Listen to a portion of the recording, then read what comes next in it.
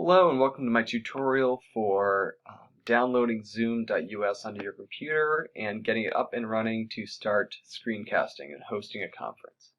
What you'll want to do is go down to your Safari browser, open that up. I'm going to open a new tab over here and I'm going to type in Zoom.us and head over there. From there I'm going to want to sign up.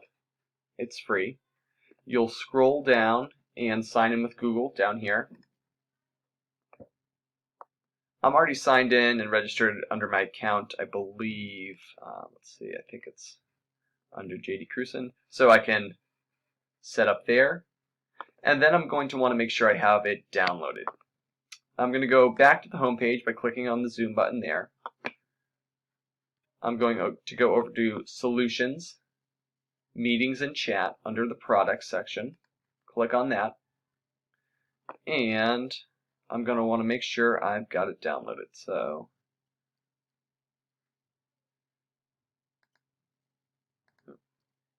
there we go.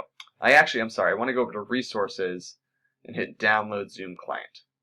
I already have this downloaded, so when I click on it, it's not going to give me all the options that you'll see if you haven't downloaded already, but you want to download the Zoom client for meetings here. You'll click Download. It will open up in your download bar up here. Click on that.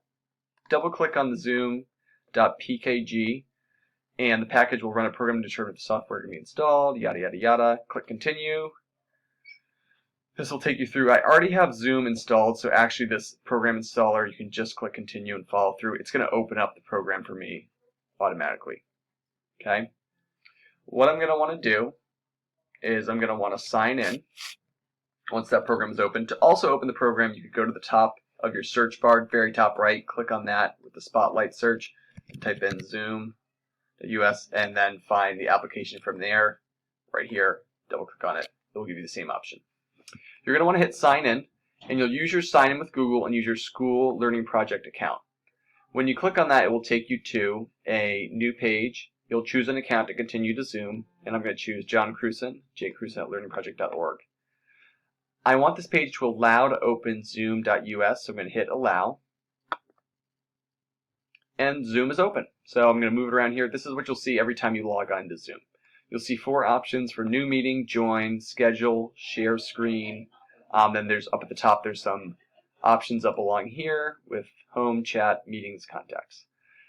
For our purposes, we'll be using it mostly for creating a meeting, not joining. Students will be joining, but for us, we'll be creating new meetings each time.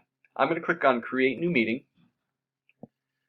My green screen on my camera is going to load up at the top there, and I'm going to click Join with computer audio.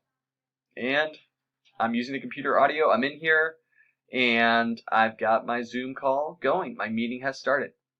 So what I'm going to do is I'm going to stop my video just so you don't have to stare at my face the entire time. And it will give an initial of your name there.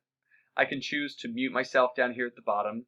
I can choose to invite, and I can choose to manage participants.